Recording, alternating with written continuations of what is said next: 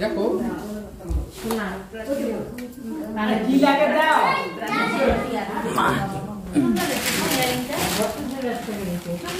হ্যাঁ, দিয়ে পরে এরকম ছোট ছোট কাজে লাগে পড়বার জন্য। হ্যাঁ,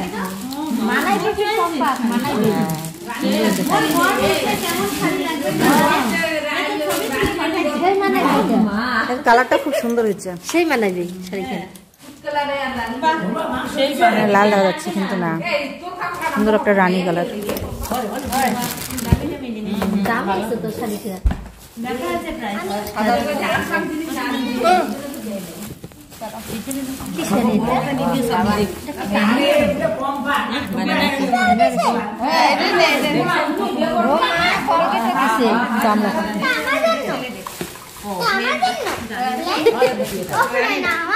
হ্যাঁ হ্যাঁ তোমার জন্য।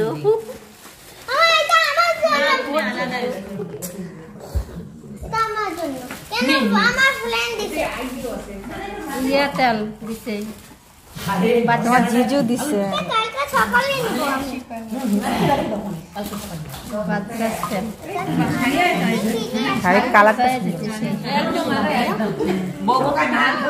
শুভ সন্ধ্যা বন্ধুরা, কালকের ব্লগটা আমি এখান থেকেই শেষ করেছিলাম, তো আজকে এখান থেকে আবার স্টার্ট করলাম।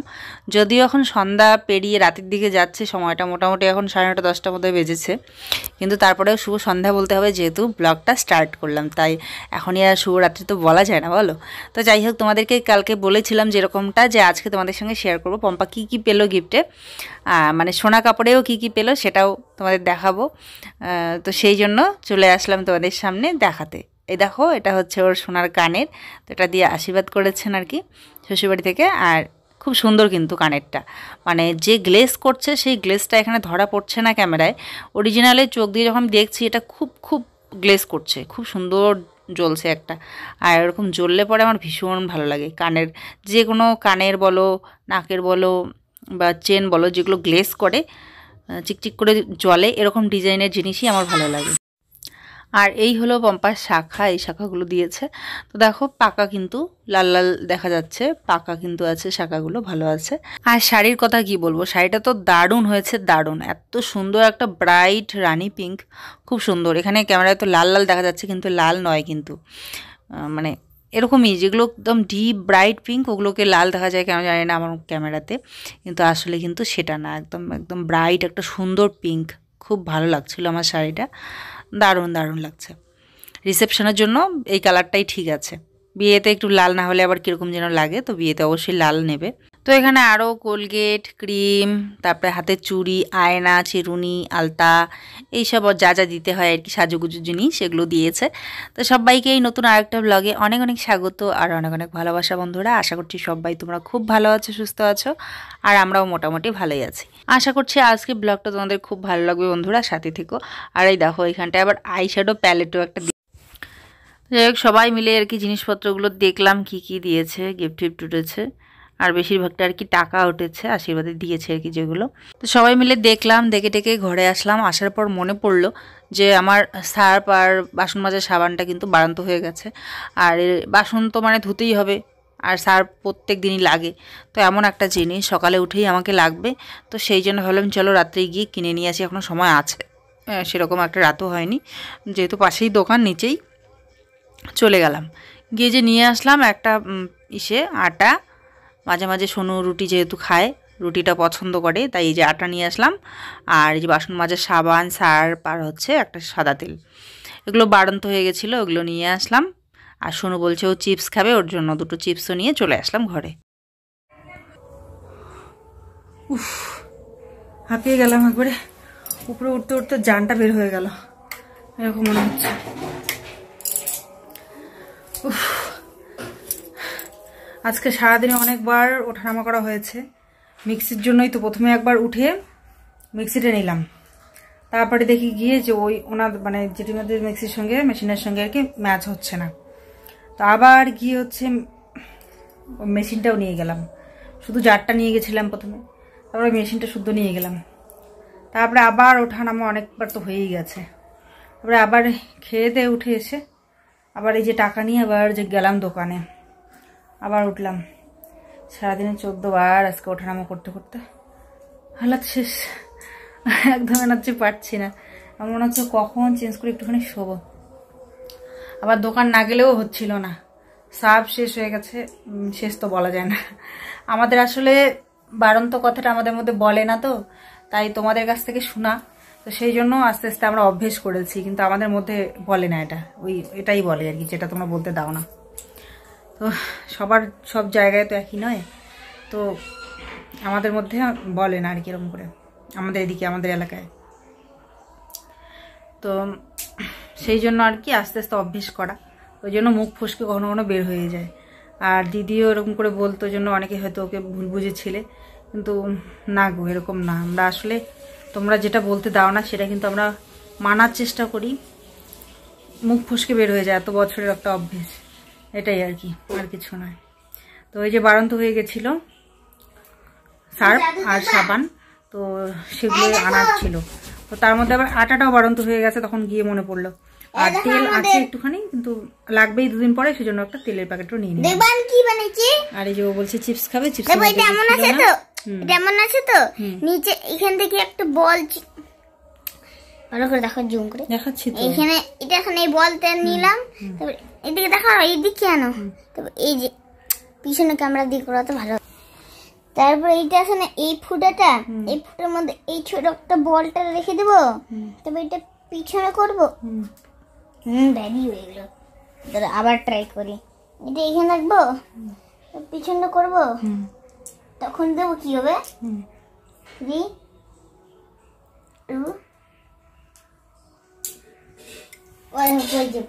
দেখবা।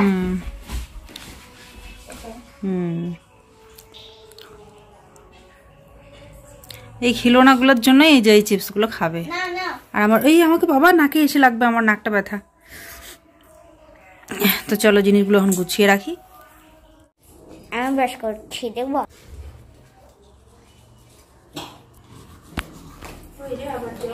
মা এর নাম কি রাখবা?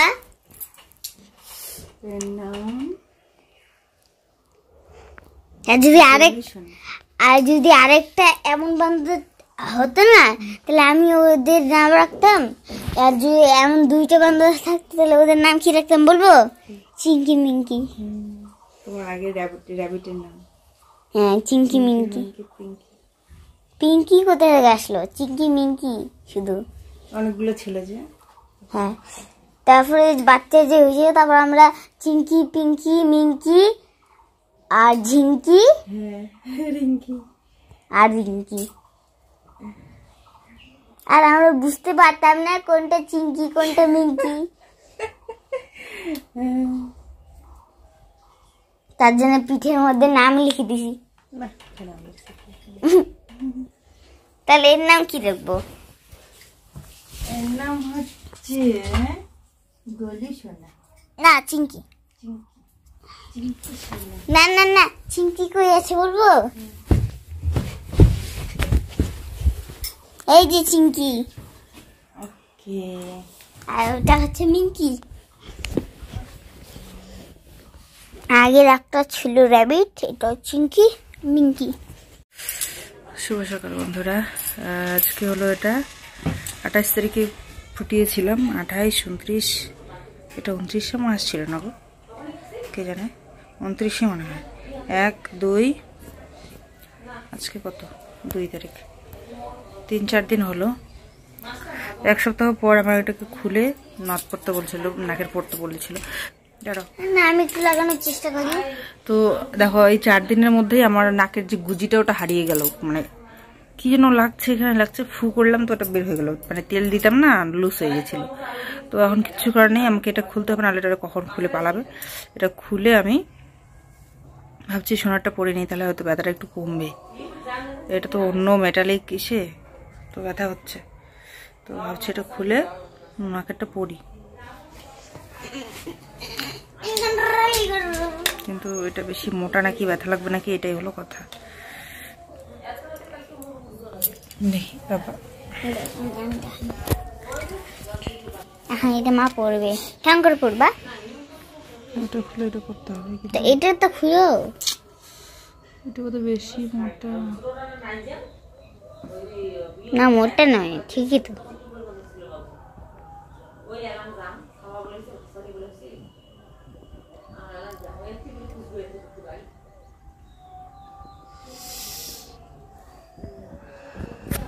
দেখি দেখি মোটা নাকি দেখি। একটু দেখো নাকটা থেকে রক্ত বেরোচ্ছে। ব্যাগ ক্যামেরা দিয়ে দেখো না বাবা।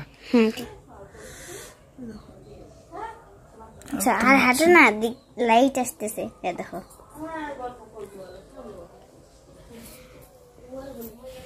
না নাগে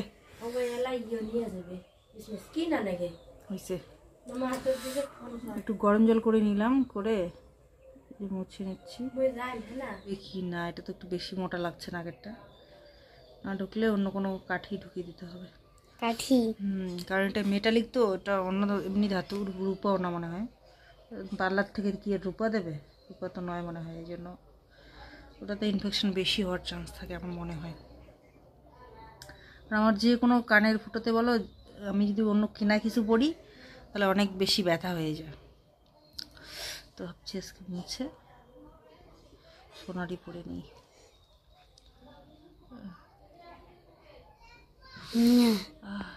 ভিতর থেকে এতগুলো রক্ত বেরোলো, দেখা দেখা দেখা যাবে না।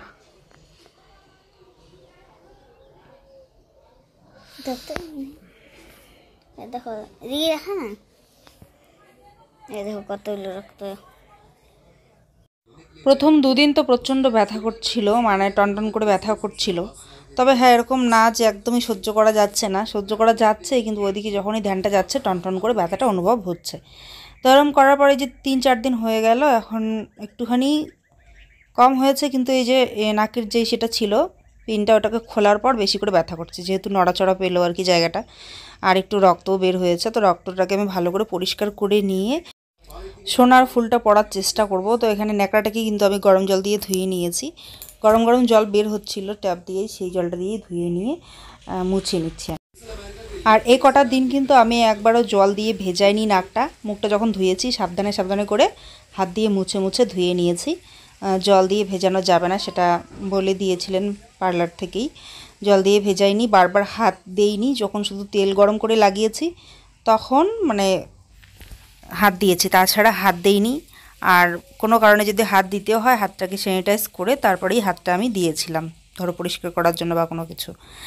তো এরকমই আর কি। তারপরে এখন দেখছি যে ফুলটা, যে নোজপিনটা ছিল ওইটা আর আমার সোনার ফুলটা, দুইটার যে ডাটাটা আছে ওটা একই রকম নাকি, একই মোটা নাকি, সেটা দেখলাম। দেখার পরে মনে হলো একই রকম, তো সেই জন্য ঢোকানোর চেষ্টা করছি। কিন্তু নাকের ফুলের যে শেষ প্রান্তে একটা ফোটার মতন সোনার দানার মতন থাকে, তো সেটার জন্য একটুখানি ব্যথা পেলাম। পুরোটা ঢোকার পর ওইটা যখন ঢুকলো তখন একটু ব্যথা পেলাম।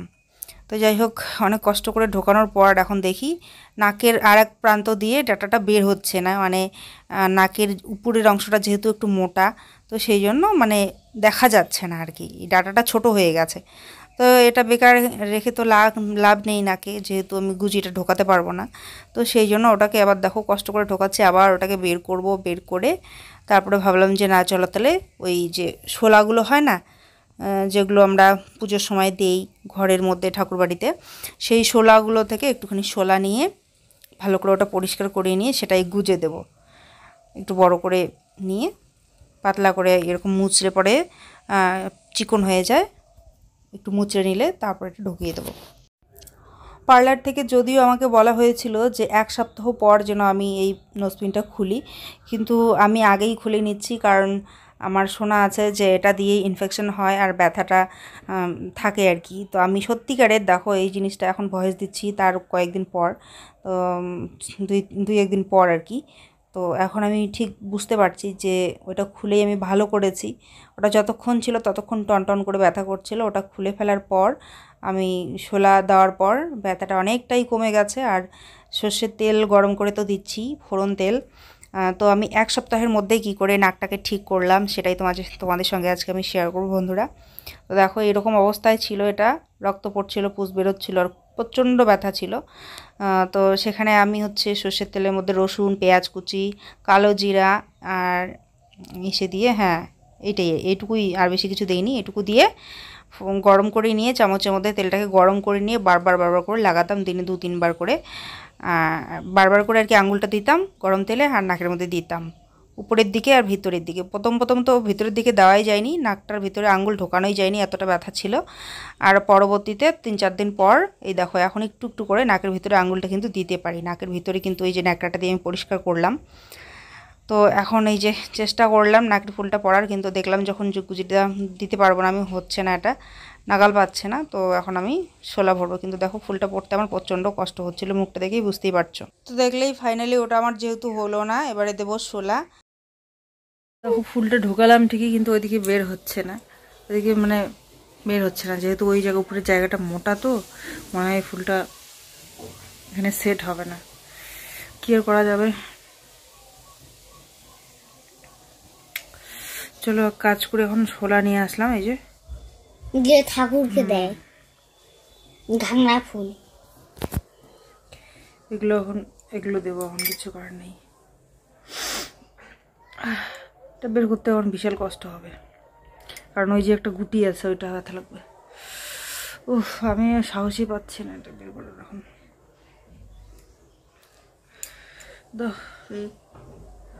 কোনটা নেব, এটাই নেই, সরো আমি একটু আরামসে করি।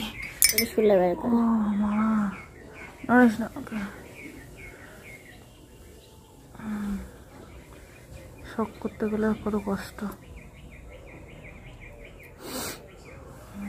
নিজের নাম মেয়ে হতে চাইনি, ভগবান আমাকে ঠিকই করছে।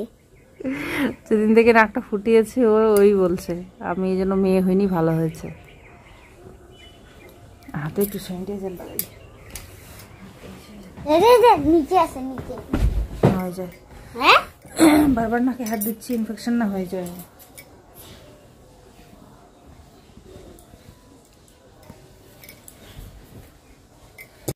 স্যানিটাইজার স্প্রে করতে গিয়ে দেখি এই যে সেটা আছে, পাইপটা আছে, তার ভিতরে কাঠি ঢুকিয়ে দিয়ে রেখেছে। তা এখন এই যে ও আমাকে বের করে দিচ্ছে ব্যবস্থা করে, নিচের দিকে মানে যখন স্প্রে করছে নিচের দিকে বের হচ্ছে, ওরকম করে হাতের মধ্যে দিল। তো এই হলো ওর কাণ্ডকীর্তি। যাই হোক, হাতটা স্যানিটাইজ করে নিয়ে এখন আস্তে আস্তে খোলার চেষ্টা করি। হ্যাঁ না না, কথা বলিস না। আমি টানি না, আস্তে আস্তে টানবো। তো সোজা দিয়ে করো তাহলে,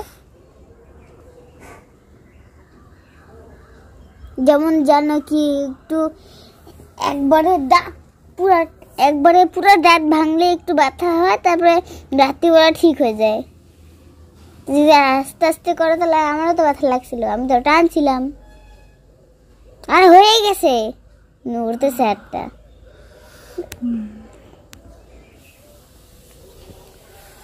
ডান্ডাটা সত্যি খুব ছোট, মানে আমার ওই এই জায়গায় হবে না, আবার রক্ত বেরোচ্ছে। এই ফুলটা চেঞ্জ করে আনতে হবে আমাকে, তাহলে এই ফুলটা হবে না, চেঞ্জ করে একটু নথ নিয়ে আসতে হবে।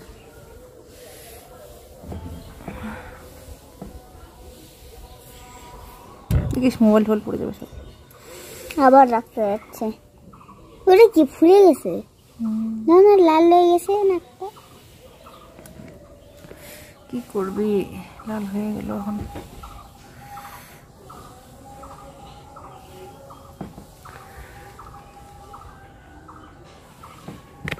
নড়িস না,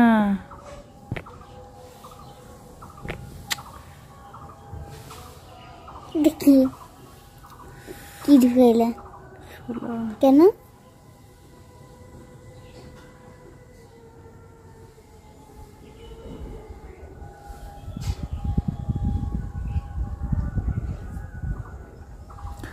মেটালিক ওটা রাখতে পারছি না, ওটাতে বেশি ব্যথা হচ্ছে।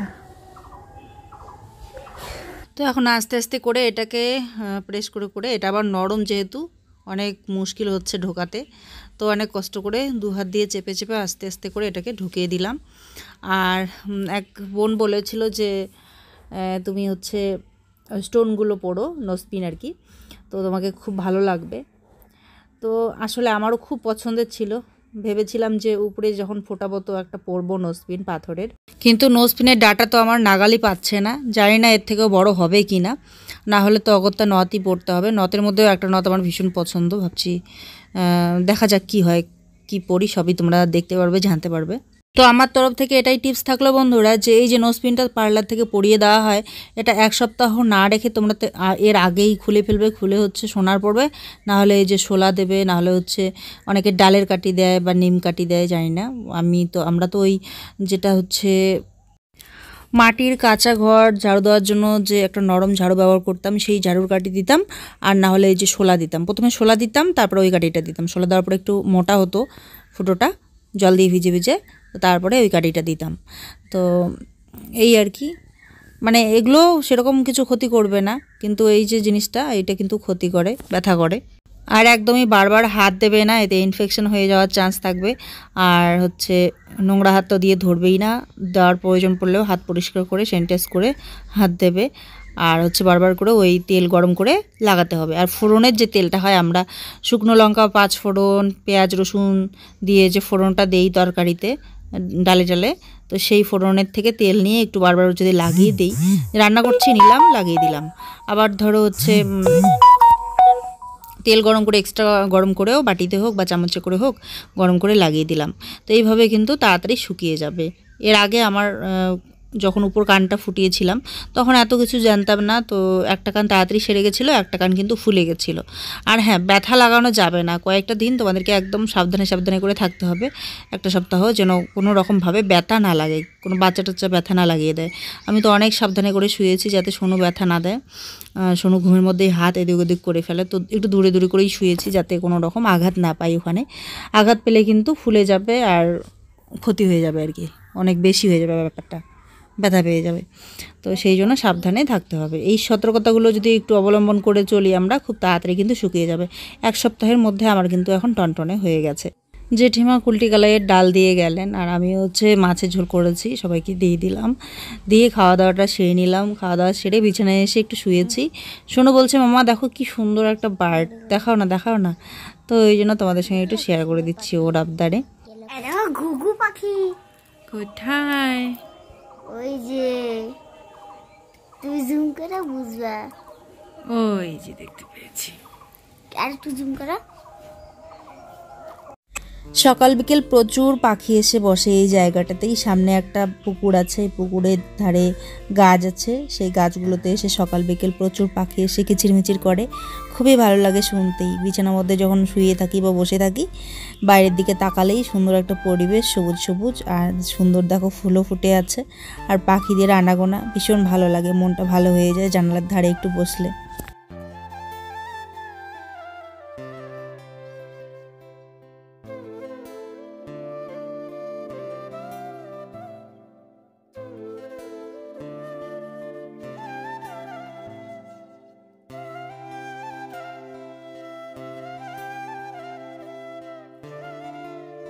দেখো কলা, এই কলা গাছে কলা আছে। বলছে এত ডাকা ডাকি তবু কনা কথা বউ, এটা তোমাদের বইয়ের মানুষ বুঝছে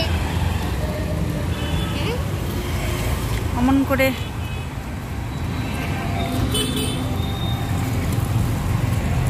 রাজবাড়ি থাকে না।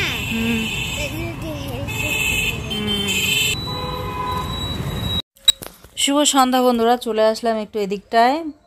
আর আসলে টাকা তুলতে হবে আর কি, দিদিদের টাকা পাঠিয়েছে দাদা, তো সেই টাকা আর কি তুলে দেবো দিদিকে, তো সেই জন্য চলে আসলাম এদিকটায়। চলো। আর সোনুবাবুর বিভিন্ন ধরনের প্রশ্ন, যে এই গেটটা কেন এখানে হয়েছে, এটার নাম কি, মানুষ কি করে জানলো, এই বিভিন্ন ধরনের।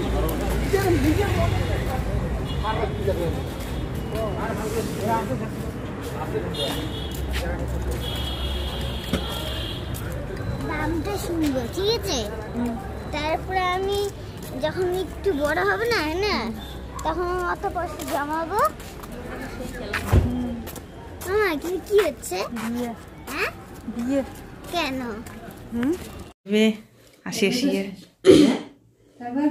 সেই খাইডলো থাকি হবে এটা আসি আসি পড়বো বরের সাথে ঘুরির যখন। হ্যাঁ হ্যাঁ, এটা তো কিছু নেই। 2টা পাম্পা 3টে পাম্পা, পিছনে একটা, এখানে 2টা, দেখো না 4টা পম্পা। 4টা। ও এদিকেও একটা আছে। হ্যাঁ আমিও ওই দেখ 3টে হয়ে গেলাম। জামাটা ভালো দেখা যাচ্ছে। না আমি তো 4টা হ্যাঁ। দিলাম। জামাটা ভালো আছে। মানাইছে, সামনেটা খুব সুন্দর না? দেখি নে মুখে এখানে ঘুরেও দেখি, ঘুরি দেখ দেখির জন্য আসলাম আমরা। আয়নায় দেখা যাচ্ছে। না দেখ মুখ বলবো লিপস্টিক উপর দেওয়ার সৌন্দর্য আছে না? কে মেয়াদ আমার লিপস্টিক দিয়ে দেখছিস নাকি? এটা ফির কার রুম? এটি বড় বেটা ও বুক একটা মেজর, ওইটি হলো পাম্পার। তখন এই সবগুলোই ব্যবহার করে মানুষের ব্যবহার নাম ডাকাইও পায়, তখন তখন তো ডাকাইও তখন তখন মানুষ। হ্যাঁ এমনি বাধা এমনি এখন দেখান ভালো লাগে দিচ্ছে, হয় মানাইছে। সারারা টাইপের, ছাড়া সারারা। কানে পড়িস নি কেন? তো এটা হচ্ছে বড়দিদির রুম। আজকে প্রথম ঢুকলাম। আসলে ওরা তো এখানে থাকেই না, তো ওরা তো থাকে হচ্ছে জব সূত্রে বাইরে, তো সেখানে ফ্ল্যাটে থাকে। তো যেই জন্য এই রুমটা পড়েই থাকে, হয়তো ও সাজতে এসেছে এখানটায়। তো ওকে কিন্তু দারুণ লাগছে বলো, কালারটা খুব ইউনিক একটা কালার। আর এই কালারগুলো এখন খুব ইন, সিলভার, গোল্ডেন, তারপরে হচ্ছে পেস্তা গ্রিন, এইসব কালার। চলো এবারে গিয়ে খাওয়া দাওয়া করবো, কাজ ছাড়া হয়ে গেল। আজকে আমাদের রান্না হলো টমেটোর চাটনি আর বাঁধাকপি ঘন্ট, আর দিদি দিয়েছে এখানটা হচ্ছে আলু মাখা, আর এখানটায় এই যে একটা সবজি দিয়েছে। তো যদিও আমার টক মিষ্টি, দুধ, ডাল এগুলো খাওয়া বারণ, তবু টুকটাক এই যে টক মিষ্টি তো খাওয়া হয়েই গেল। কারণ সেদিনকে আশীর্বাদের টক মানে চাটনিটা আর কি, আর মিষ্টিটা খেয়ে ফেলেছি, আমি ভুলে গেছিলাম।